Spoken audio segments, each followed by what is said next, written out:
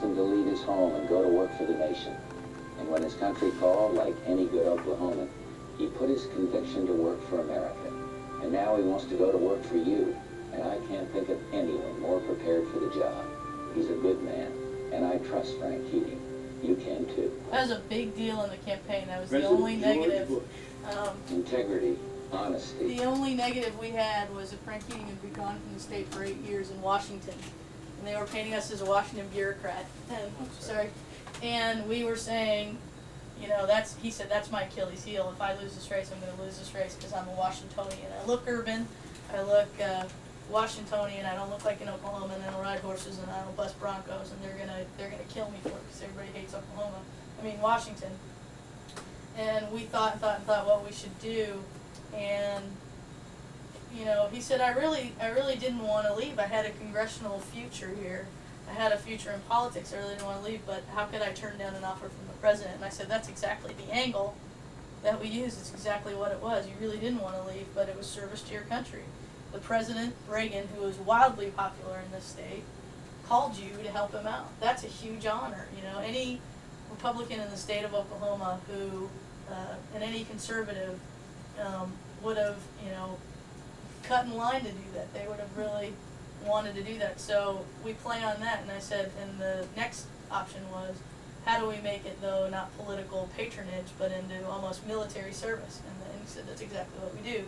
We call him to service as if he was going to the Gulf War. Kind of like he was going to work in government because it wasn't politics, it was government, and it wasn't working for the Reagan administration, it was working for Ronald Reagan as an agent of America. And we kind of played with the rhetoric, and this is the spot that won the awards because it was such a risk, because George Bush was so, went down in such defeat. But the bottom line of why we used George Bush was a president's a president. From Richard Nixon to Gerald Ford to Jimmy Carter to Bill Clinton, they're presidents, and there's no doubt getting around the fact that when Bill Clinton or Gerald Ford walked in the room, even though you might have some personal disagreements with what they do and how they do it, you get goosebumps because of the President of the United States. They're the leader of the free world, and if you can play it that way, if you play with that kind of honor, people can't get around the fact that there's still an incredible amount of stature with any president. So that's why we thought it would be okay to use George Bush. And this ad won the best radio in the nation.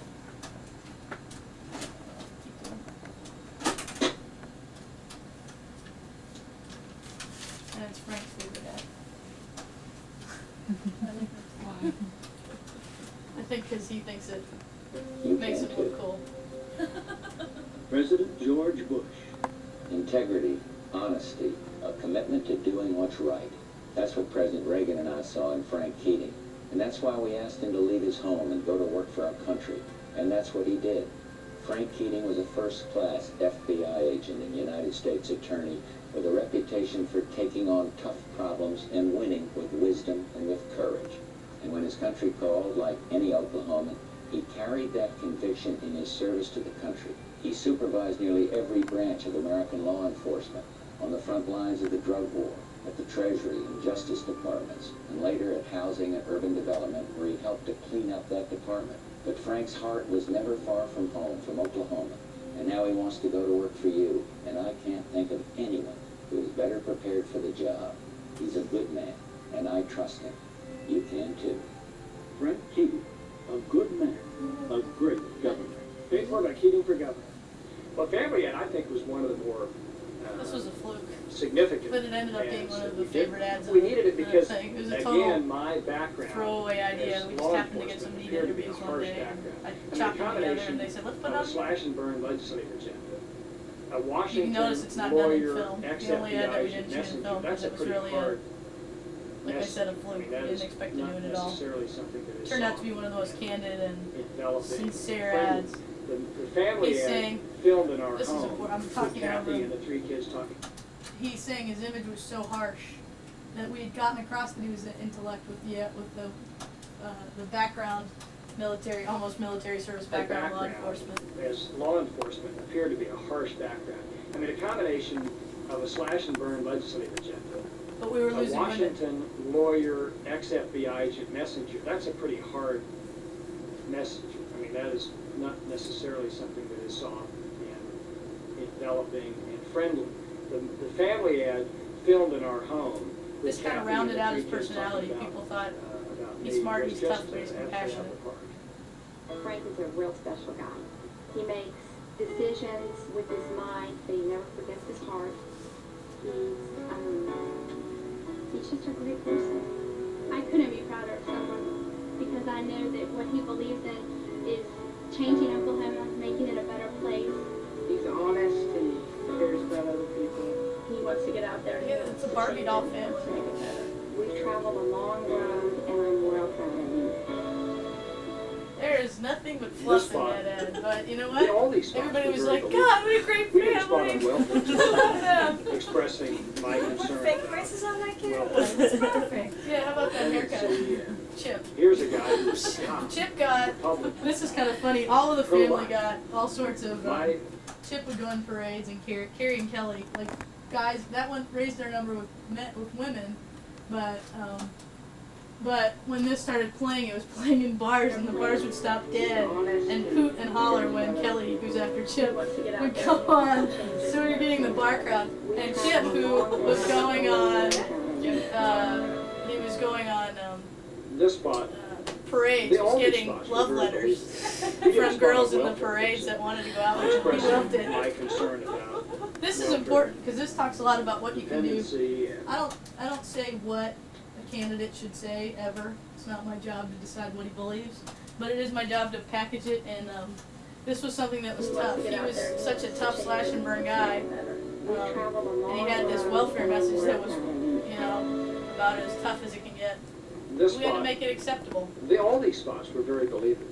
We did a spot on welfare, for example, expressing my concern about welfare dependency, and here's a guy who was a cop, Republican, pro-life. My negatives went way down, and my positives among women, even though I was attacking welfare, the squishy-feely issues went up because the spot was able to make the message without the messenger look like he was Attila the Hun. Very important. This whole thing is crazy. What we're doing is encouraging irresponsible behavior, family breakup. We could not create a worse system than the present welfare system. The average person gets married and saves money, saves his retirement, tries to make a better life for himself and his family. In the welfare system, people are not expected to act responsibly. We shouldn't cover the second out of wedlock birth. We should not permit the able-bodied to be on relief. Get them out of that cycle of dependency and poverty. It's an absolute destroyer. Tough message, but people Ken was came out of able there to thinking, hey, he's even though thought she was about an it, Easterner, he's a the thoughtful Western guy, he's not as Oklahoma harsh as the message, message, which was important. Somebody who appeared a little bit to Oklahomans as more urban or even Eastern, and make it an Oklahoma messenger and an Oklahoma message. So the populism, This was the humility, key issue in the whole campaign, obviously. the If basic you watch the spots, every spot values, talks about the integrity. family, things like that. Ken was able to focus on. I mean, the big issue, for example, is integrity to the public. I think certainly a big issue in '94 was integrity, and Ken was able to use my law enforcement background to fashion an integrity message. Frank Keating has the kind of values I want in my governor. He's got integrity, he's a family man, and he's the most qualified guy that we've ever had as a candidate for Notice governor. we always have I think that he's Oklahomans straight talking shooter, and I about it. like that. We don't use a lot Frank's of got announcers. unquestionable integrity. I've known the man for over 20 A lot of years. and I've announcer got copying, confidence we in let a him. I lot trust of him. local folks talk about him because he's been gone for so long. Honest person for Oklahoma. Frank Keating's just a good man. When the campaign was over, people said to me, you know what's great about your campaign? It was so positive, upbeat, always. People missed the fact that we did have two ads that were negative ads, but they were not viewed by the public as negative ads. Seems like the same old thing to me. I like Jack Miller fine, but he's done some things that really concern me. For one, he fired the guy that blew the whistle on David Walters, and I don't understand that. His brother and Mike Turpin's law firm gets a lot of business from the state of Oklahoma, and he seems to be trying to skirt the Oklahoma contributions laws. He just wouldn't have my confidence. I think our next governor has to have a questionable integrity. Nothing I really don't think illegal. Oklahoma can afford to make this Nice policeman, I like that. Holling Van Kurt. Questions about David the Walters harder ended up version. embarrassing our state. Now Jack Mildren wants his job, and there are questions. Why is Mildren's brother getting so much business from the state? It's Why really did Jack frosted. Mildren own turnpike bonds while sitting on the Bond Oversight Commission? Why did Mildren use loopholes to break campaign contribution limits? And why did Mildren fire the man who blew the whistle on Walters and then say nothing when Walters was indicted? There are serious questions about Jack Mildren. Why make that mistake again? Yeah, he was So, told about that. my law enforcement background gave me integrity. Bush gave me stature. So you kind of know everything the there is welfare to message know and about him at family that point. message, It's gone through everybody and then the other with the guys and Oklahoma real electorate. textbook campaign. And I came across That's the end of it. not only Kim, believable, but you have doable. this style at times, And what is it? It's I there's don't sort of the think delayed anybody could have motion done as that well as unless It's the called really strobe. It's a understood me and strobe really effect Yeah. or step frame. now what I think it's very Kim was effective. What is unique your because she take was on able to do that. Well, She was I able to did it, step back and it's a great analyze and negative implement. effect. Yeah. She didn't come in with I did it agendas, here she came in because with I what she wanted knew. She was there to learn, and she did a hear the great film job. sound effect under it. I wanted to make it In feel like 1992, with the National Republican Congressional Committee, that you were getting some responsible behind the put scenes together, interviews. You did get for our that. national advertising campaign. Talking about what we're Really doing, designed you to say know, the same it was thing different important. ways. It's a very documentary. I we had feel a as though simple I'm right there. That's good. I mean, what I want the think of yourself as a candidate watching this. They want to know why I did what I did. They also want to know how the guys who they are in their position felt about it. These kids So, are on borrowed here's time. one. In It's the just 30 a seconds it takes start. to watch this ad, the national debt will grow over. Gives you that feeling of 300,000. stark sort of emptiness. The Washington politicians don't care about This is my favorite ad. For 38 years, one party, the Democrats, have run Congress, spending every dollar, busting every budget. This was The Democrats say 1992. they care about America's kids, but the national debt keeps getting bigger and bigger, and we know who's going to have to pay for it. Just the expressions on those kids' faces was amazing. I had a great time. I shot all those in a playground one afternoon. Since 1954, a lot has happened. When America wanted change, we changed presidents. This But won for my first 38 years, one colleague. thing hasn't changed. The Democrat Congress. For nearly 40 years, Partisan the ad, man. Democrats in Congress have made all the decisions, raising our taxes, spending our money, and regulating our lives. To change America, Pretty simple message. change the Democrat Congress. We were saying change doesn't always have to Democrats happen are at trying the to top. explain away bounce checks in Congress.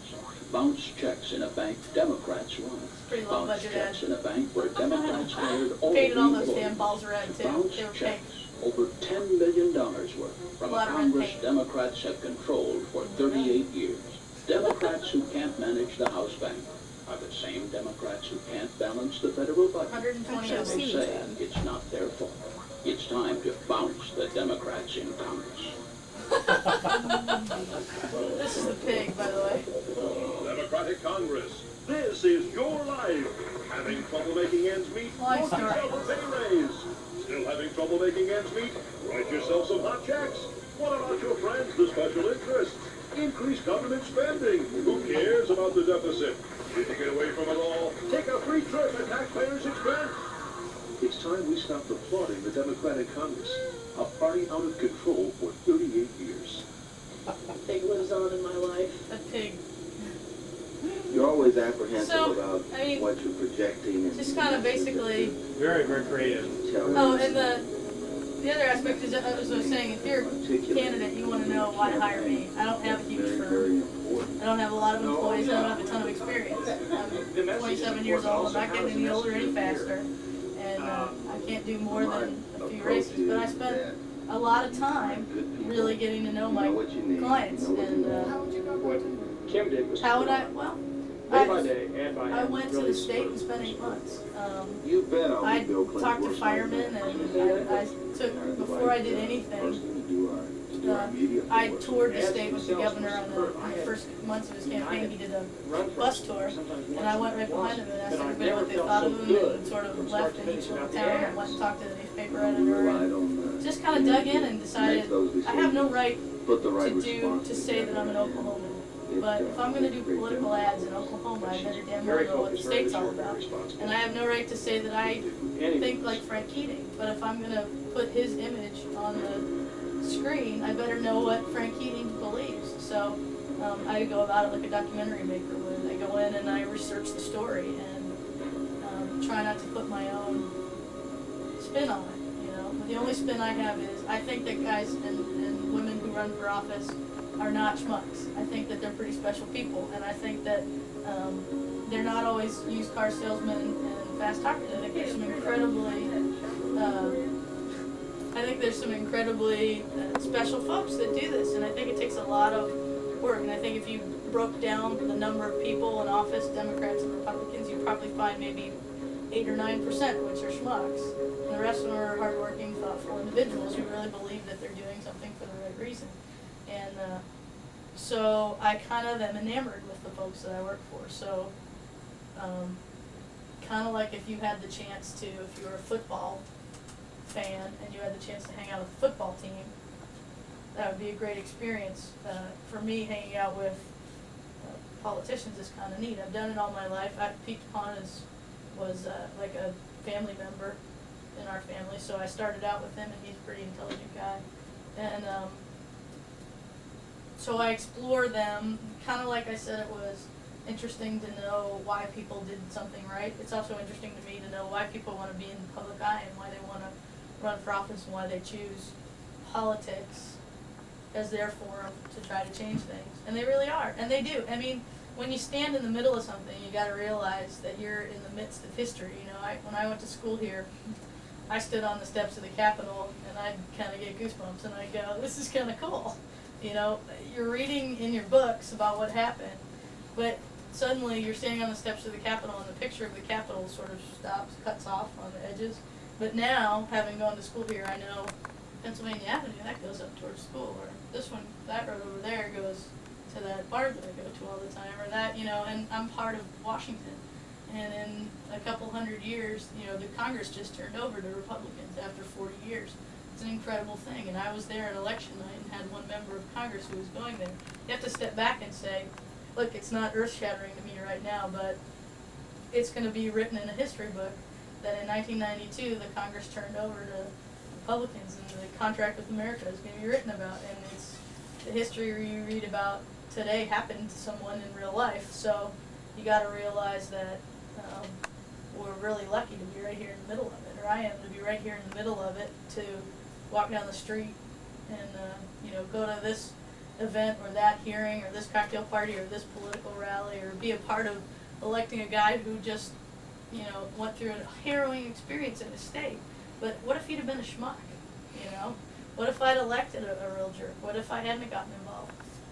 I don't think by a long shot I elected him, but I sure am glad I had something to do with getting him there, because he certainly handled it pretty well. So, you know, the best way to do what I do is, in my opinion, and I don't know how other guys do it, I've seen how they do it, but in my opinion is to study it like I was doing a documentary. And then, but I also have to realize that if I was doing a documentary, that Frank Keating's my client. So I have to study it like I was doing a documentary for the Frank Keating television show, which is different. It'd be like if I was doing it for, you know, Ted Koppel, I'd have to do it in a Koppel style. When I do it for Frank Keating, I have to do it in a Frank Keating style. Ted Koppel doesn't put unbiased information on TV. He's a wonderful guy, but he does it the way he thinks about things. He happens to think analytically, but it's still Ted Koppel's view on the world when he's involved with it. And he's a brilliant guy, and working for him was an incredible experience. But, you know, when you do stuff like that, I do it from Frank Keating's perspective. But I do it from, hopefully, an educated perspective. So. What are some of the logistics that you use? Obviously, you've been in advertising for a while. A moment ago, you were just talking to Dr. Payne about different types of footage or angles that you use, or I mean, you said a lot of things. What are the logistics of an ad? Well, is there a phone I could use? Yeah, right there. Yeah. Is there? So you light something, says something about, you know, has a message. The music that you use has a message. The words that you use have a message. My job, he hired me because I've mastered those things. He's mastered the ideas. I know what kind of lighting says what kind of shots say what. Like the welfare ad, that's a great example. Really tough message, but we had to soften it up. We use softer lighting, we use film. For all of Frank Keating, because Frank was a very rough sort of FBI prim, proper kind of guy. We need to soften him up a little bit. We use film, it's a very emotional medium. Versus in the Watts race, you'll notice in this video, you can sort of feel the difference of the quality. Film costs more, so Watts didn't have the money. I like to use film as much as I possibly can. You get to know the thing that you're trying to accomplish. In Oklahoma, things are very warm and enveloping. The people are very honest and straightforward. There's not a lot of game playing. So the people that we used in our ads were very natural. I never used an actor. Okay, could you talk to Dr. I never Dr. wrote Payne. scripts for the people that said the spot, the lines. They'd have seen it from a mile away. I mean, you've been there. You've been in Texas. I think it's very similar in Texas. They can catch an actor from a mile away. If I'd have written a line for Pauline Vancouver, the guy that I call Pauline Vancouver, the cop, if I'd have written his lines, there's no way it would have sounded as sincere. That was totally them. I interviewed them like I would. I mean, it's my job to master the interview so that I can get the answers I want, but I didn't put a word in any other mouth. This looks so different if you're taking, especially when you're not working with actors and they're so nervous about being on film and they're nervous about what you're saying. But that's engaging. Well, how do you, that doesn't show that though, so how? Well, it does too a little bit. I mean, their humility, their natural shyness or their natural character comes through, I think, in a lot of them. Kathy Keating's a show woman, that's his wife. She's very much in the public eye and she loves it. But you rarely get little moments of tenderness from her because she's so nervous about being in the public eye. So she likes it, but she's also very good at it, so she's guarded. That moment where she said, well, he makes decisions with his mind. Oh, wait a minute. Sorry, my dog. But he makes decisions with his mind, but he never forgets his heart. That was 40 minutes into the interview. I mean, I asked her questions. I said, where did you meet? You know, and Stuff ends up like on the oh yeah, absolutely. And I probed, and you got to get them to trust you as an interviewer, especially the kids, and you got to get them to really get comfortable with you. I'm not an intimidating figure. It's the benefit of being a small woman. Everybody says there's this glass ceiling. It has helped me immensely because they're not scared of me when I interview them. They're comfortable, and they don't feel like, because I'm young, they don't feel like I'm going to out-intellectualize them. I ask them a story and they're ready to answer because they think I'm looking at them through, as if they were heroic. And I am, in a sense, because you got to build them up at that point. That's been a real help, but like Kathy Keating wouldn't tell me when she fell in love with Frank Keating. She was kind of guarded about that. She wouldn't tell me why she fell in love with him. She kept going back to knee-jerk answers. Well, he was smart. Well, he was this. And then finally, I said, well, what is it that you think truly exemplifies Frank Keating? And that's when we got that. It took a while to figure out what she would go for and what she wouldn't go for. And Frank Keating, I sat him down and I wanted him to wax nostalgic about Oklahoma and how wonderful it was. Not a chance in that first ad. He's just not, he's an analytical thinker. He's very compassionate and passionate about things, but he's got a barrier around him that he just will not get misty-eyed. The first time I ever saw Frank Keating's voice cracking, so misty-eyed, was during bombing. And Tom Cole, who's Secretary of State, said, first time I've ever seen Frank Keating break down and into an emotional state was during the bombing when he sat at his desk and cried. And he said that is the first time I've ever seen him anything more than put together. And I said, I remember, I used to say, you're going to be the governor of this incredible state. How do you feel about that? Look at all those people. You're at this rodeo. And pretty soon, and he'd just be like, well, I think it's great because we can do this, this, and this for Oklahoma. And I go, well, that's not what I was looking for. I wanted you to say, God, what a beautiful state. Or just something wistful. He's not a wistful person. So how do we get around it? We got other people who say wistful things about Oklahoma and about him, and that's that first ad. You just got to he is an emotional guy, he is a sensitive guy, he is a wonderful man, but he'll never tell you himself, so I need to get other people to do that. So, but you don't have all that in mind when you first settle into things. It kind of evolves as you go along. Sure. You got to figure out the objectives of the spot. But we had one message through that whole thing, which was integrity and honesty, and he's an Oklahoman. And every ad, every shot we did was a very symbolic Oklahoma shot. We never really took him away from the guts of Oklahoma. JC could have been anywhere. His point was that he's articulate, that he can walk and talk and has a great idea, and he's conservative. It didn't really matter where we put him to do those things. But Frank was given that he could walk and talk, and that he was articulate. The intellect was kind of given after he had been interviewed after a while. But what wasn't a given was that he was a true Oklahoman, that he was a good man. In fact, that line, I never would have thought of saying he's a good man, but when I traveled around that first tour, just getting to know people, I'd say, what do you think about Frank Keating? And a lot of them just say, he's a good man. It was kind of a catchphrase for he's honest, he's sincere, he's a good guy, you can trust his handshake. I mean, when I probed a little more, that's what they meant. And I was like, what do you mean by good man? I'm from the East Coast, what does that mean? And I found out something I never would have written. I would have said he's has integrity, Frank Keating, the kid of integrity, or something really East Coast. But